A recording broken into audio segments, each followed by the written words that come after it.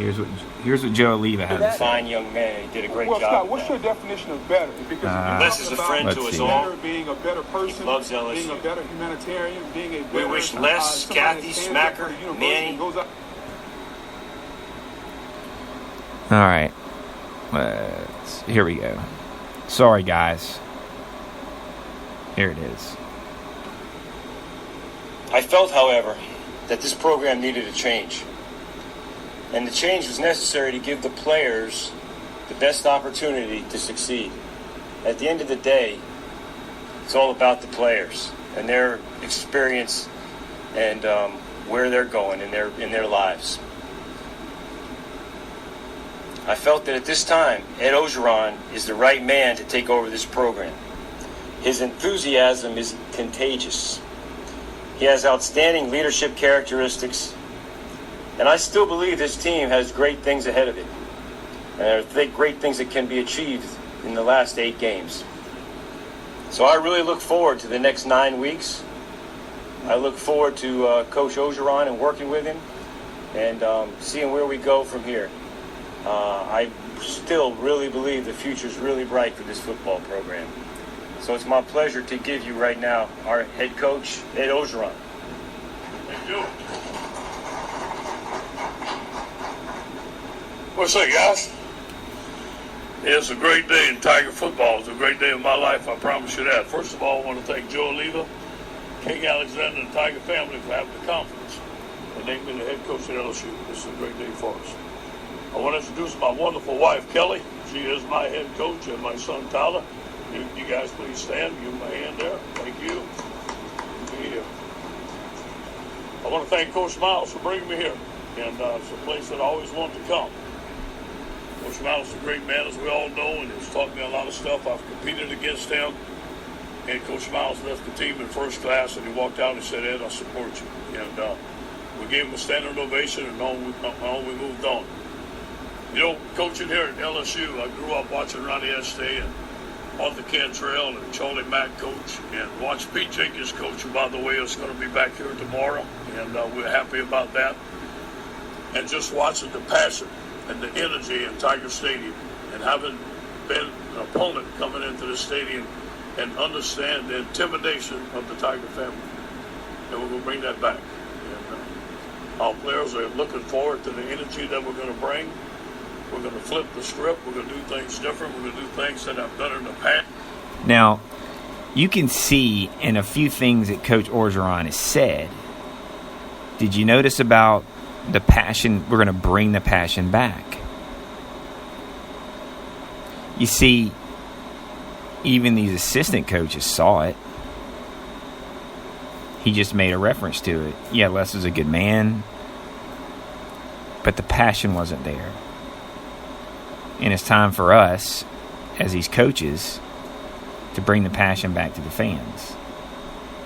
See, that's something I noticed when I was watching this. Is that even these guys saw what was happening at this university, this football program. And it's something that Coach O alluded to. Bring the passion back. Making LSU an intimidating place to play. So it's almost like he could sense it. I'm going to fast forward it to about the midway plate and play a few minutes, and then we're going to get to talking about this week's game with Missouri.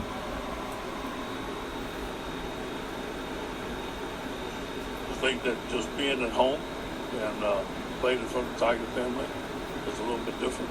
It's the expectations are high. I understand that, but it's what I love. I mean, if you don't like it, don't come, you know. But it's a great situation. I think it's very similar in a lot of ways. I spent 11 years in Southern California before I took that team over. I've only been here 2 years. So familiarity with the team is not the same as it was then. But I do believe that they're fired up about what's going on. RonDiggins.com. Can you just talk about your growth between your Ole Miss job and your USC job? How much do you change in USC from what you were at Ole Miss? Well, you know what? And, you know, Ron, you was there with me. I went to Ole Miss as a D-line coach. And that's how I coach the team. And you can't coach the team that way. and I went full speed ahead, and I wanted to do everything. I wanted to coach the quarterbacks, the receivers. I don't know nothing about them, but I wanted to do it my way. And and I learned about that. And when I went to USC, I delegated authority. I got guys that were very experienced in what they did, but I played under my strengths, and I got that team to play the way I got my defensive lines to play. So I played on my strengths, allowed guys to coach, gave the team some freedom to be themselves, express themselves, have some team leadership, and we won football games. I plan to do the same. Your left coach, Michael Powell, was into your Cowboys. Talk about the rough nature of this transition that you and the staff helps. What do you think this team needs, not only on the field, but off the field? I just think a change. I just think a change in the way we do things, some freshness, some energy, things that they love coaching on. They don't love to go. When things don't work, you got to change it. And we're going to change things. We're going to flip the script. And we're going to come closer to the team. We're going to play for each other. We'll play with energy. Be less time on the practice field, more time in the meeting room. Hopefully we're fresh. And hopefully see some excitement on the sideline. I know one guy's going to be excited. Guys, the one thing that was common in that entire press conference that was used, referenced a lot, is change the way things are. Get excitement back into the program. I mean, in all honesty, that's what Orgeron was saying the entire time. That's what's key here, is there's time for a change. Yes, the players loved Les and who he was as a person, but things were getting mediocre. Things were getting, if this is a word, passionless. It's not a word, but that's what it, to me, sounds like. Coach O alluded to this team still has a lot to work for. This team can do some good things. And he's right. They can still do some good things. And with the right leadership, with the right motivation, you can coach through the negativity. You can coach through what's happened so far. Typically, when you have coaching changes, it's like it either goes one way or it goes south. With this football team, I think they're ready and they see an emotional coach. And I believe that's what the fans want. That's what's going to interject passion, is seeing a passionate coach, which Les Miles seemed to lack. So we're going to see how this unfolds. I can assure you from Coach O, there's going to be an emotional football team. As like he said, I'm going to coach my team the way I coach my defensive line. I like the fact that he said, I'm going to give them freedom. I think Les Miles at times locked it down. Things his way, was very stubborn. Didn't let players or different personalities be who they are. So I think it's a good move for LSU in promoting Coach O. Some people may say he's a lame duck coach. I think LSU is going to give him a chance. I really do. He's a great recruiter, knows the area, knows this university. But is LSU set on who they want to get? Does LSU know who they're going to go after? But I believe they're going to give Coach O a shot.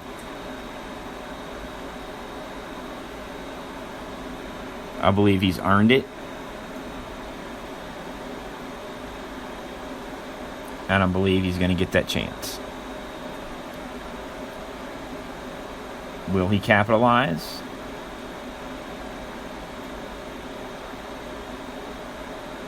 We'll see.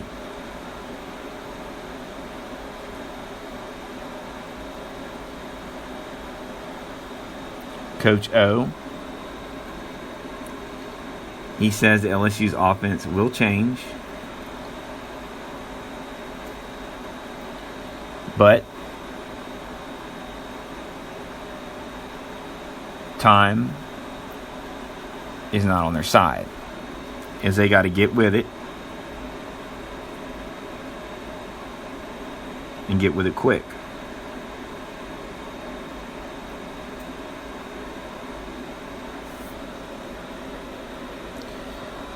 This is what Coach Orgeron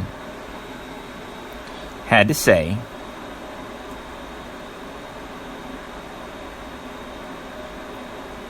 about getting this offense. This is what, I'm sorry, not Coach Orgeron. This was actually Marcus Spears and Paul Feinbaum of ESPN talking about their thoughts on Coach O's plan, offensive plan, total plan for the Tigers. Here's a little soundbite for you guys on what Marcus Spears and Paul Feinbaum had to say.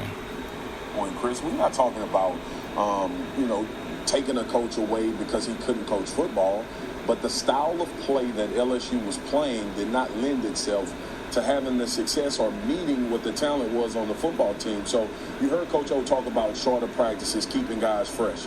That says to me, as a player, former player, being on football teams, practice was too long. Guys were too tired when they were getting the games.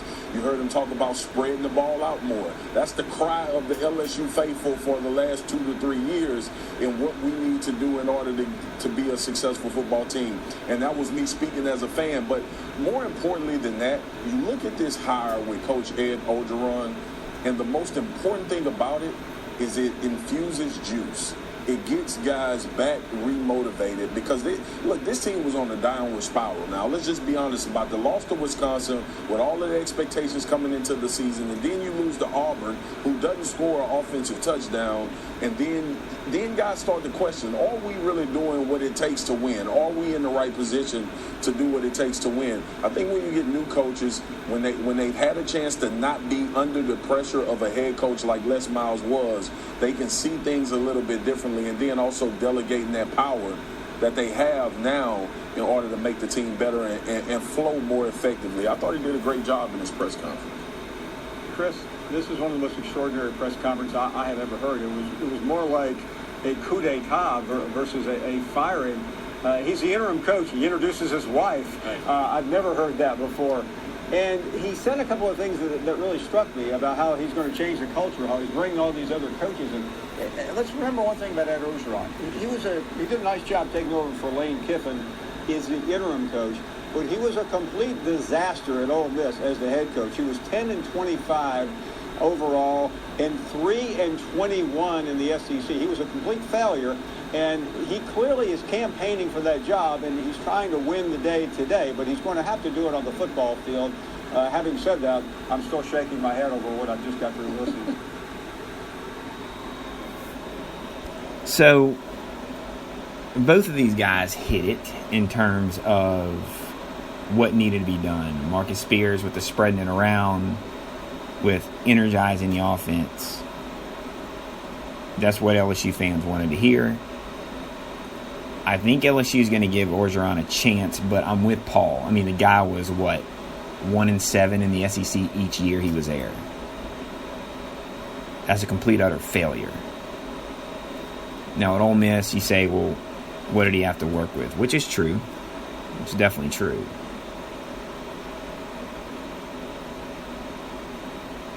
So,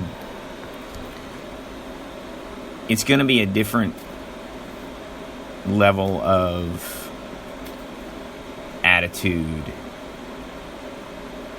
There's going to be a spark here. Orgeron's personality, naturally, it gives that off. Me, personally, I don't think he'll be LSU's head coach, but I think they're going to give him a decent shot. I really do. I think they're going to really take a look, examine it after the season,